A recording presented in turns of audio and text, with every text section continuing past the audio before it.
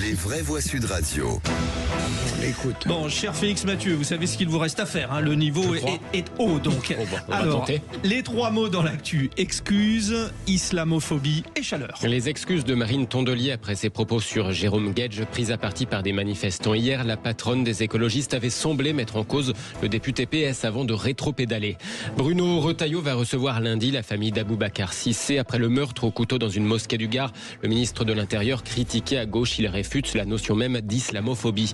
Et puis quasiment 30 degrés sur la capitale, du jamais vu depuis 72 ans pour un début mai, et 25 degrés dépassés dans presque toutes les régions. La parenthèse estivale va se refermer. Le retour des orages, c'est pour ce week-end.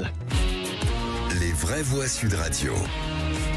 Je présente mes excuses auprès de toutes celles et ceux que l'imprécision de ma réponse a pu heurter. Des mots signés Marine Tondelier. Au lendemain de ses propos sur les incidents du 1er mai, le député socialiste Jérôme Guedj, de nouveau pris à partie par ces manifestants pour la fête du travail, interrogé par nos confrères de RTL sur l'existence ou non d'un antisémitisme à gauche. Voici la réponse de la secrétaire nationale des écologistes hier. Je ne vais pas répondre à cette question. Pourquoi ? Parce que je suis embêtée. Je suis embêtée parce que personne ne doit être évincé des manifestations, mais je vois aussi comment Jérôme Guedj donne rendez-vous, vient avec 20 journalistes. Je pense qu'en fait, il faut faire attention. Il faut faire attention tout le temps. Et vraiment, ce moment, c'est le moment des travailleurs, le 1er mai. Donc Jérôme Guedj, il a mon soutien, comme tous les militants du Parti socialiste l'ont, mais je pense qu'il faut faire attention à ne pas faire du 1er mai à chaque fois la revue de presse des incidents. Alors, la partie de sa réponse où elle semble sous-entendre que Jérôme Guedj met en scène un peu ses prises à partie a évidemment suscité un tollé. D'où ce message d'excuse de Marine Tondelier. Jérôme Guedj, comme l'ensemble des socialistes et des manifestants, dit-elle, doit pouvoir manifester dans la sérénité. J'ai essayé de l'appeler ce matin, je le referai, a tweeté la secrétaire nationale des écologistes. Marine Tondelier ajoute qu'elle avait été surprise par la question, n'ayant pas les informations sur la manifestation parisienne, puisqu'elle-même était à Dunkerque avec les salariés d'ArcelorMittal. On en parlait ici même.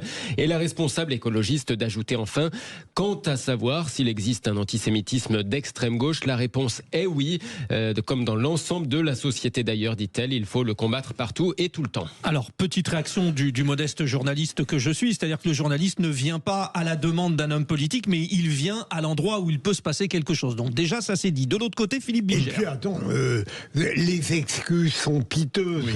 Alors qu'elle le mettait gravement en cause par cette histoire que vous avez très bien rappelé, Félix. Et deuxième élément, qu'est-ce que ça veut dire l'antisémitisme est partout?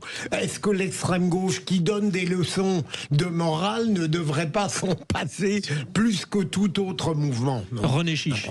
Ouais, non. Bon, déjà, Marine Tondelier, moi, franchement, je comprends pas qu'on accorde... Roue de secours de LFI. Ah non, mais c'est incroyable qu'on accorde autant d'importance à cette personnalité politique qui, pour moi, n'en est pas une.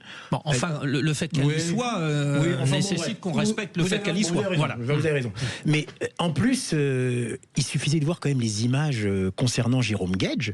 Elle aurait dû avoir une réaction quand même spontanée, naturelle, de pure citoyenne. Cette meute qui s'est acharnée sur Guedj, mais aussi, il faut le reconnaître, sur d'autres membres du PS. Il n'y a pas que Guedj qui a été quand même comme ça. Mais lui, c'est tout le temps. Voilà, lui, ça devient problématique parce que il subit en fait son judaïsme, n'est-ce pas? Il est attaqué pour son judaïsme. Voilà.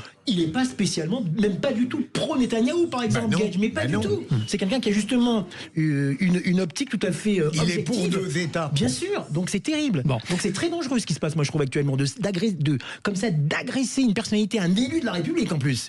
Tout ça parce qu'il est juif. Bon, tout à l'heure, Abel Boilly avait été le seul à réagir. Là, c'est le seul à ne pas réagir, puisqu'on passe au deuxième mot. Deuxième mot, islamophobie. Bruno Retailleau refuse d'employer ce terme. Le ministre de l'Intérieur qui recevra lundi la famille d'Aboubacar Cissé, ce jeune Malien tué par de nombreux coups de couteau la semaine dernière dans une mosquée du Gard. La famille réclame la saisie de la justice antiterroriste. On en parlait hier. Le Sénat qui ne va pas observer de son côté la minute de silence comme l'Assemblée nationale, justement de par l'absence de qualification terroriste.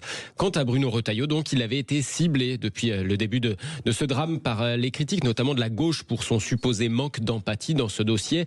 Lui qui, il vient de le redire auprès du Figaro, réfute la notion même d'islamophobie. Alors c'est un terme que je n'utilise pas, c'est un terme que le ministère de l'Intérieur n'utilise pas, c'est un terme d'ailleurs que les représentants du culte musulman en France n'utilisent pas non plus. Nous utilisons le terme d'antislamisme. Pourquoi? Parce que l'islamophobie est un terme précisément forgé notamment par les frères musulmans.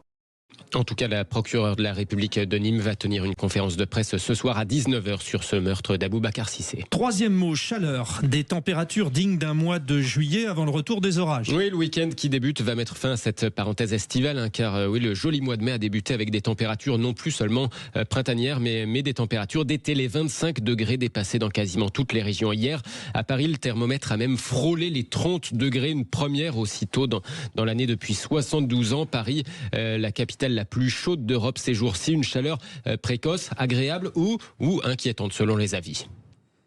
Je trouve l'atmosphère fantastique, on profite du beau temps, des muguets, on profite de tout, du soleil quoi. Journée sympa, journée de congé, avec les copines on profite, on va boire des petites bières sur les quais, on profite de rien foutre, voilà, une activité typiquement française. 1er mai, 30 degrés, c'est limite supportable moi. Alors le côté évidemment, style, c'est génial, on se croira en vacances, on peut manger des glaces, on peut rester dehors, c'est vrai, c'est génial, mais ça pose question. Je trouve que c'est pas trop normal. Fin avril, début mai, d'avoir des températures pareilles. C'est dur de s'imaginer, s'habituer à ce genre de choses, parce que là on n'est que en mai, on n'ose pas imaginer ce que ça va être en juillet, en août quoi.